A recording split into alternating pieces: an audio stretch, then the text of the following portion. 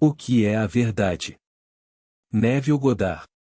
31 de março de 1968. O cristianismo é o cumprimento do judaísmo, o cumprimento de tudo o que foi profetizado no Antigo Testamento.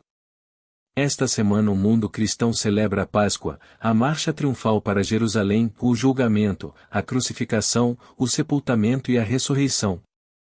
Deixe-me compartilhar esses eventos com você conforme eles são vistos através dos olhos de alguém que os vivenciou. No capítulo 18 do livro de João, Pilatos disse: "Então você é rei?" E Jesus respondeu: "Tu dizes que eu sou, mas o meu reino não é deste mundo. Para isso eu nasci. Para isso vim ao mundo, para dar testemunho da verdade." Então Pilatos perguntou: "O que é a verdade?" E como não houve resposta, Pilatos saiu, dizendo: "Não encontro nada neste homem que vale a pena ser condenado. Já tendo afirmado, eu sou a verdade, e a minha palavra é a verdade, aqui encontramos Jesus fazendo a afirmação, vim para dar testemunho da verdade. Pedro nos diz que os profetas que profetizaram sobre a graça que seria vossa, pesquisaram e indagaram a respeito desta salvação. Eles perguntaram que pessoa ou época foi indicada pelo Espírito de Cristo neles, ao predizer o sofrimento de Cristo e a glória subsequente. Foi revelado a eles que eles não estavam servindo a si mesmos, mas a você. Os profetas estavam realizando uma obra cujo pleno significado estava na promessa. Eles foram condicionados a ouvir, e muitas vezes a ver, a palavra de Deus. Embora registrassem o que ouviam, não entendiam o que estava escrito. Daniel declarou: "Ouvi, mas não entendi." Então lhe foi dito: "Cale a boca e cele o livro até o tempo do fim." O momento em que a palavra, encarnada na carne, se desdobra num homem que, ou tendo rompido o selo, ou interpreta a palavra escrita a partir da experiência. Ele veio ao mundo e o mundo não o conheceu. Ainda hoje a palavra ainda é mal compreendida. Centenas de milhões de cristãos irão à igreja na próxima sexta-feira e no domingo seguinte, para proclamar que Cristo ressuscitou, ou ainda assim eles não conhecem a palavra. Mas quando aquele que é enviado pelo amor entra no mundo, encontra um pequeno grupo que aceitará as suas palavras. Desse grupo, um grupo ainda menor o compreenderá até o ponto de total aceitação. As Escrituras são completamente mal compreendidas e só podem ser interpretadas por quem é chamado, incorporado no corpo de amor e enviado de volta a este mundo de morte para aguardar aquele momento em que a palavra se revela a partir de dentro. E quando ele conta suas experiências, a multidão não consegue acreditar nele, pois não foi isso que lhes foi ensinado.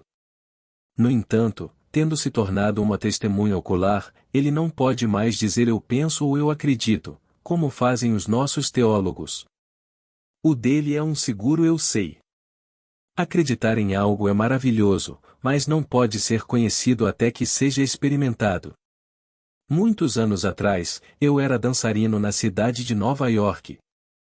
Um dia peguei um táxi do ensaio para o hotel. Quando chegamos, o motorista alegou que eu havia quebrado o vidro ao bater a porta e me pediu para pagar. Eu sabia que não havia quebrado nenhum vidro e suspeitava que ele estivesse cobrando $8 de cada passagem durante todo o dia, então não paguei a ele nada além do que o taxímetro lia, além de uma gorjeta generosa. Pouco tempo depois de me retirar para o meu quarto, o telefone tocou e a telefonista disse que havia um policial no saguão que queria me ver. Quando nos conhecemos, ele me perguntou sobre o vidro quebrado e eu disse que não tinha feito isso. Era hora do jantar, então me pediram para ir com ele à quadra noturna. Eu fiz isso, e quando perguntaram ao motorista se ele sabia que eu havia quebrado o vidro e ele disse: "Acho que sim", o caso foi arquivado. Ele pensou que eu tinha feito isso e talvez acreditasse, mas ele não sabia. É preciso ter um certo eu sei, que só pode ser obtido pela experiência. Estou diante de vocês sabendo a verdade, e não é como será reencenada na próxima semana em todas as igrejas cristãs do mundo. Cristo em você é sua esperança de glória. Um dia, como uma árvore, essa palavra viva florescerá em você e dará seus frutos visionários, todos relacionados com o Antigo Testamento. A única Bíblia que os primeiros cristãos tinham era o Antigo Testamento. Aqueles que escreveram o Novo Testamento foram chamados de o povo do caminho. Você sabe quem eles eram? Judeus. Embora os autores desconhecidos dos livros Mateus, Marcos, Lucas e João fossem judeus, eles não confessaram que o eram, como Paulo fez. As 13 cartas de Paulo, que constituem a maior parte do Novo Testamento, vieram primeiro. Foi ele quem disse: "Eu sou judeu, filho de Abraão, da tribo de Jacó." Paulo nunca negou sua ascendência judaica, mas lançou os fundamentos da fé cristã. O homem esquece isto e pensa que o Antigo e o Novo Testamento representam duas religiões, mas existe apenas uma religião, cujo fundamento é o judaísmo e a sua realização, como o fruto que aparece numa árvore, é o cristianismo. Esta é a maior história que já foi contada. A crucificação acabou. Eu sei, pois me lembro de quando eu, em um vórtice giratório, me crucifiquei sobre este corpo chamado névio em 6 pontos, as mãos, os pés, a cabeça e o lado direito. A palavra de Deus, que é Deus, está pregada em seu corpo por meio de vórtices giratórios. Esta é a mesma palavra que estava no princípio com Deus e era Deus. Havia um significado naquela palavra, um plano e um propósito, que foi revelado a você antes do mundo começar. Este não é um pensamento emergencial da parte de Deus, ele nos escolheu nele antes que o mundo existisse. Cristo está em nós, crucificado em nosso corpo. Ele se tornou um escravo para que seu corpo pudesse estar vivo, e ele usará esse corpo até acordar. O corpo que você usa agora pode ser cremado e, portanto, desaparecer dos olhos mortais, no entanto, você, seu usuário, ainda está muito vivo, continuando seu ato de escravidão em um corpo igual ao que você usa agora. No meu caso, porém, não usarei mais um corpo de morte, pois a palavra irrompeu dentro de mim. Sei que as Escrituras são verdadeiras do começo ao fim, pois já experimentei isso. Sei também que aqueles em quem ela não irrompeu encontrar-se-ão restaurados à vida. Se o nosso falecido presidente Eisenhower não teve a palavra revelada dentro dele, mesmo sendo o presidente do nosso grande país, ele foi restaurado à vida como um jovem, com cerca de 20 anos de idade. Ele estará num mundo terrestre como este, num ambiente mais adequado às suas necessidades, para continuar o trabalho que nele foi iniciado pelo Filho de Deus, que é o seu eu ancestral. Quando falo do Filho de Deus, refiro-me ao verdadeiro ser do homem. Nenhuma criança entra neste mundo a menos que um Filho de Deus, que é o seu eu ancestral, a apoie, sonhando com a sua existência. E todos que deixam esta seção do tempo passam automaticamente para outra seção do tempo, até que seu eu ancestral desperte. O único propósito da vida é dar testemunho da verdade do Antigo Testamento, que é a palavra de Deus. A palavra de Deus irrompeu em mim. Tendo cumprido a profecia do Antigo Testamento, presto testemunho da sua veracidade. O Antigo Testamento é a profecia, mas morta até irromper. Então o indivíduo dentro de quem irrompe torna-se Jesus, o espírito de profecia.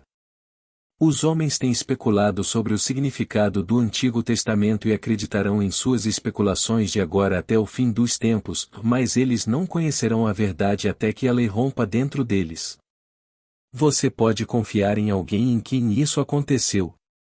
Você pode acreditar que ele está dizendo a verdade e ajustar seu pensamento para se adequar às palavras dele, ou mais você não pode conhecer a verdade deles até experimentá-la individualmente. Acreditar que as palavras de outra pessoa são verdadeiras não é suficiente. O juiz rejeitará o caso, a menos que a testemunha diga: "Eu sei. Pois aconteceu em mim." Esta semana será celebrado o julgamento, a crucificação, o sepultamento e a morte do poder criativo de Deus, mas não o outro lado da moeda da ressurreição, que é o nascimento. O cristianismo é uma religião da Páscoa. Sem ressurreição, o cristianismo seria apenas mais um pequeno ismo. O mundo está cheio de pequenos ismos e todos eles são úteis. Por serem psicológicos, incentivam o pensamento positivo, ensinando-lhe como assumir uma determinada atitude mental e viver uma vida mais livre, saudável e maravilhosa. Mas quando se trata da verdade, o cristianismo é a religião da Páscoa, a religião da ressurreição do mundo da morte e da entrada no mundo da vida, chamado Reino dos Céus. É a história da salvação dos deuses que desceram. No livro do Deuteronômio somos informados de que foram estabelecidos limites para os povos da terra de acordo com o número dos filhos de Deus. Uma criança não poderia conhecer a vida aqui, se não fosse pelo seu eu ancestral, que é um dos filhos de Deus que caiu como um homem. Contendo todos os homens dentro de um, todos retornarão a esse homem, ou mais cada um no seu devido tempo. Ninguém pode dizer quando essa hora chegará. Você pode desejar isso, mas não pode forçar sua vinda. Enquanto estava na cruz, Jesus disse: "Tenho sede." Você pode pensar que ele está com sede de água, mas sua sede foi causada pela fome que se espalhou pela terra. Não é fome de pão nem sede de água, mas de ouvir a palavra de Deus. Com sede, deram-lhe vinagre, no cumprimento do Salmo 69. Na minha sede deram-me vinagre para beber. Tendo vindo ao mundo apenas para dar testemunho da verdade, sei que a palavra de Deus é a verdade. Quando a palavra dele se tornar viva em você, o Antigo Testamento explodirá como uma semente, e você conhecerá a verdade das Escrituras por experiência própria. Então você contará ao mundo, que não o receberá, porque conhecerá sua formação física e não a palavra de Deus que se desdobrou dentro de você. Somente aquele que cumpriu a palavra pode interpretar as Escrituras. Os profetas escreveram isso, mas eles não conseguiam entender sua escrita. Os escribas, não entendendo, e viviam da palavra externa, mas a experiência faz com que a palavra interna corresponda à externa. Disse que duas pessoas diferentes devem concordar no depoimento para que o depoimento seja conclusivo. As duas podem ser a palavra externa das Escrituras e a palavra interna que se revela dentro do indivíduo. Se concordarem, o seu testemunho é conclusivo. Quando ele disse: "Para isso nasci", não estava falando de um nascimento físico, mas de um nascimento espiritual, pois a menos que você nasça do alto, você não pode entrar no reino de Deus. O homem, nascido no mundo de César, vive com razão e lógica. Para ele é preciso nascer como filho do ventre de uma mulher. No entanto, Jesus está falando de um nascimento totalmente diferente, o nascimento do Espírito, que vem de cima, e não o nascimento da carne, que vem de baixo. Sua declaração continua: "Para isso vim ao mundo." Isto é verdade, pois o Verbo se tornou carne, como você e eu, e agora habita dentro de nós. Ele está vestido com um manto encharcado de sangue, e seu nome é chamado Palavra de Deus. O corpo que você usa agora não está encharcado de sangue? Nossos cardeais usam túnicas vermelhas e se autodenominam príncipes da igreja, mas essa não é a túnica mencionada aqui. Toda criança nascida de mulher usa o manto vermelho como seu corpo de carne e osso. Encarnando-se, o Verbo se fez carne e habita em todos nós. Você é a palavra encarnada de Deus, que em um momento será chamado. Seu nome, já escrito no livro da vida, será riscado, e você será incorporado ao corpo vivo do amor, que é a forma mais radiante de Deus. Nesse instante você se torna um com esse mesmo corpo, esse mesmo Espírito, esse mesmo Senhor, esse único Deus e Pai de todos. Como amor, mas usando um corpo de poder, você será enviado de volta ao mundo para esperar o seu tempo de 30 anos. Enquanto estiver aqui, você fará todas as coisas normais que fazia antes. Você cometerá erros, irá e chorará e, de repente, as escrituras surgirão de dentro de você e você se sentirá compelido a contar suas experiências a todos que quiserem ouvir. Mas porque não é o que a tradição ensina, muitos virarão as costas e irão embora, incapazes de acreditar naquilo que não conseguem compreender. Nesta sexta-feira, muitos passarão 3 horas celebrando um acontecimento que aconteceu em mim em questão de momentos, pois lembro que a memória noturna voltou e reconstituiu o Salmo 42. Lembro-me de quando caminhava em procissão até a casa de Deus, quando uma voz ressoou dizendo: "Vi Deus caminha com eles." Uma mulher questionou a voz, dizendo: "Se Deus caminha conosco, onde está ele?" E a voz respondeu: "Ao seu lado." Virando-se para a direita, ela olhou nos meus olhos e riu, porque viu um homem que ela sabia ser fraco e frágil, um homem que poderia sucumbir à tentação. Sua pergunta: "O que? Neville é Deus?" Foi respondido: "Sim, no ato de acordar." Então a voz me falou do fundo da minha alma, e disse: "Deitei-me dentro de você para dormir, e enquanto dormia tive um sonho." De repente eu sabia exatamente o que ele estava sonhando, pois em uma fração de segundo senti me transformar em vórtices, ao penetrar minhas mãos, meus pés, minha cabeça e o lado direito do meu corpo. Senti as 6 pontas do Mogen David, a estrela de David, experimentando um êxtase maior do que meus sonhos mais loucos. Agora sei que a crucificação aconteceu na noite da viagem triunfal a Jerusalém. A tradição está correta em mantê-lo no mesmo horário, mas não conta a história corretamente. No livro de Atos, encontramos esta citação de Deuteronômio: "Maldito aquele que for pendurado num madeiro." A crucificação ocorreu na árvore da vida, no homem, e não em qualquer árvore de madeira. Blake nos conta tão lindamente: "Os deuses da terra e do mar. Procurei na natureza encontrar esta árvore. Mas a busca deles foi em vão. Cresce um no cérebro humano." Observe uma imagem do corpo humano sem a pele e verá todas as veias e artérias enraizadas no cérebro e transformadas em geração. Essa é a árvore mencionada no livro de Daniel. Foi derrubado, despojado de suas folhas e seus frutos espalhados. A raiz, entretanto, não deveria sofrer interferência. Depois de transcorridos 7 tempos, e aquele que foi derrubado saber que o Altíssimo governa o reino dos homens e o dá a quem quer, a árvore se inverte, e a sua energia passará de geração em regeneração, à medida que floresce e dá os seus frutos gloriosos. Nesse estado crucificado, caímos e nos crucificamos na árvore viva, que foi derrubada. A sua raiz é a imaginação humana, que despertará no Santo Sepulcro, onde começou o drama. Veja, foi lá que Deus entrou pelas portas da morte e se deitou na sepultura do homem para sonhar o sonho da vida. É lá que ele despertará. É lá que ele sairá e olhará para trás, para aquilo que o continha, aquele corpo de escravo. Então todas as imagens do seu nascimento do alto aparecerão, para que ele possa fazer a afirmação: "Para isso nasci, para isso vim ao mundo, para dar testemunho da verdade." Tua palavra é a verdade. A palavra escrita é um livro selado que eu, a palavra viva, interpreto através da experiência. A verdadeira interpretação das Escrituras nunca pode ser obtida através do aprendizado. O conhecimento deve ser obtido através da experiência. Aprender pode fazer com que você pense que é verdade, mas você só pode conhecer a verdade bíblica através da experiência. Quando a história do cristianismo se cumprir em você, você não precisa acreditar na fé cristã, você sabe que é verdade. E o cristianismo é o cumprimento do judaísmo.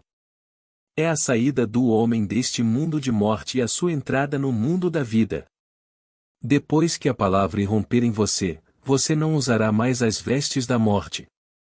Ninguém morre realmente, porque a palavra imortal está nele.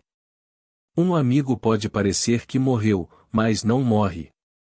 Ele é instantaneamente restaurado como um ser vivo sem mudança de identidade, onde continuará sua jornada até que a palavra de Deus se ative e viva nele. E quando isso acontece, ele se torna uma testemunha da palavra escrita das Escrituras. A palavra não vem para mudar o mundo de César. É o Verbo ressuscitado quem diz: "E dai a César o que é de César e a Deus o que é de Deus." Se César quer impostos, entregue-os a ele. Se você deseja coisas no mundo de César, presuma que as possui e César ficará satisfeito, pois você as terá. Você sempre pode atender às exigências de César. Se ele quiser outra coisa, ou não brigue com ele, simplesmente presuma que ele tem.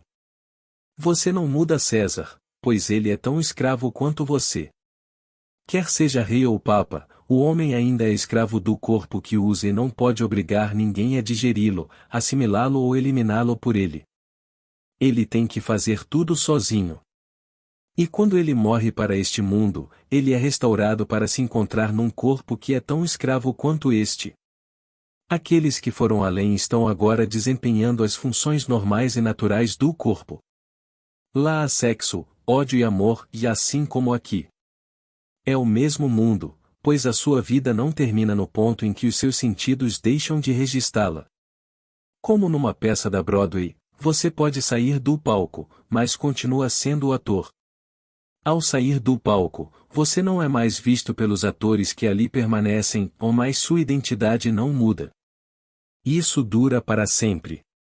O drama está concentrado nesta semana, mas a verdade não está sendo dita, pois o homem acha mais fácil ver o pensamento em forma de imagem. Mas na história da salvação, e Jesus Cristo, é retratado publicamente como crucificado. A representação começou no espírito. Nunca existiu na carne. Você não foi ao teatro e ficou tão entusiasmado com a atuação que esqueceu a mensagem que o ator estava tentando transmitir? Muitas peças não são apenas para diversão, mas para educar. Essa é a história da salvação. É a maior peça já concebida, mas o homem se apaixonou pela casca porque não conhece o caroço. É por isso que Paulo fez a declaração: quem vos enfeitiçou, diante de cujos olhos Jesus Cristo foi retratado publicamente como crucificado? Deixe-me perguntar apenas isso: você recebeu o Espírito pelas obras da lei ou pelo ouvir com fé? Você é tão tolo que passou do Espírito para a carne?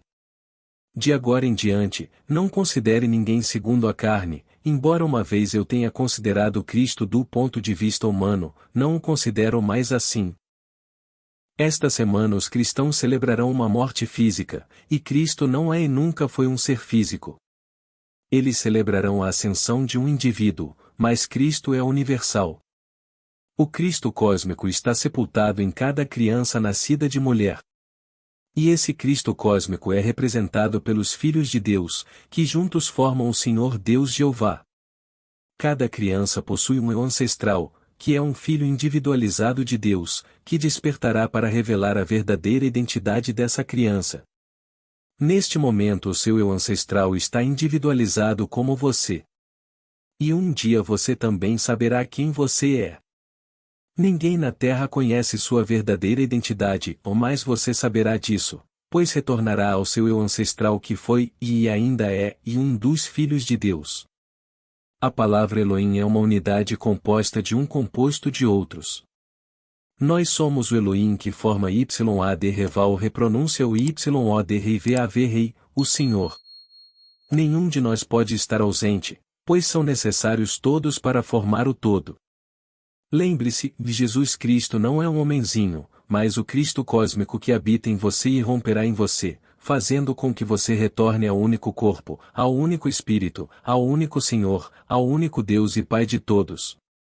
Estou lhe dizendo o que sei que é a verdade. Nossos teólogos recitam credos.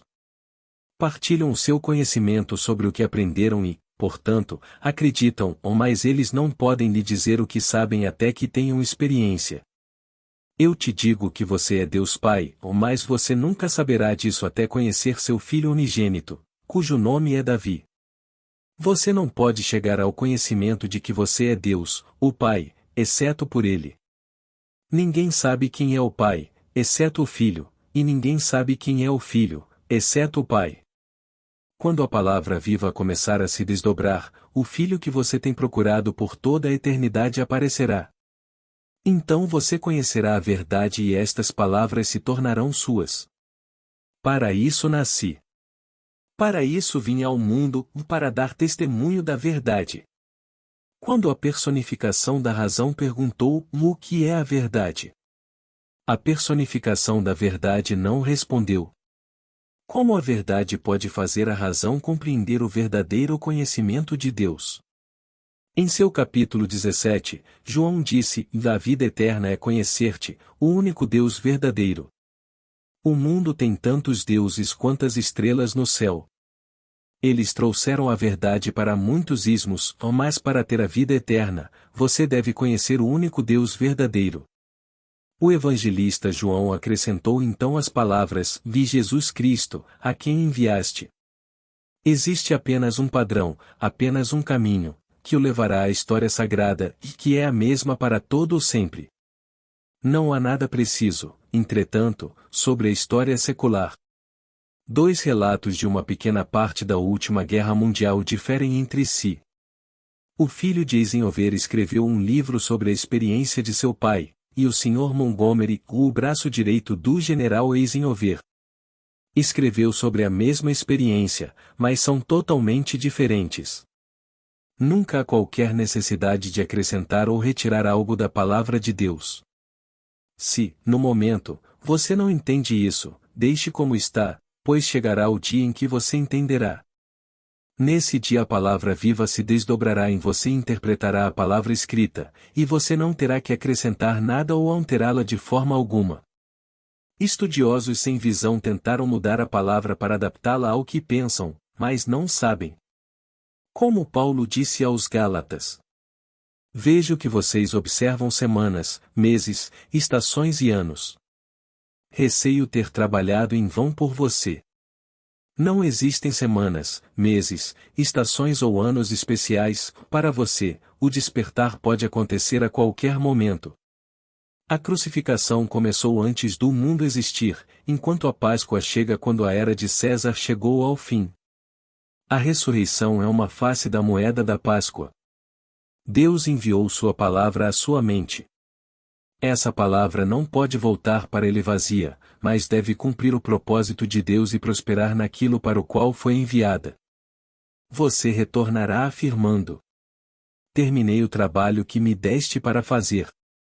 Deus lhe deu apenas uma coisa para fazer: testemunhar a verdade de sua palavra. Você não veio aqui para ganhar muito dinheiro, deixar seu nome em granito ou seu rosto esculpido na encosta de uma montanha. Você não veio para mudar, julgar ou condenar nada. Deixe o mundo como está, pois Deus planejou tudo como aconteceu e como será consumado. Simplesmente coloque toda a sua esperança na graça que está chegando até você, pois você veio para dar testemunho da verdade. Nada mais. A palavra de Deus é a verdade, então você veio para cumprir as Escrituras. Agora, vamos entrar no silêncio.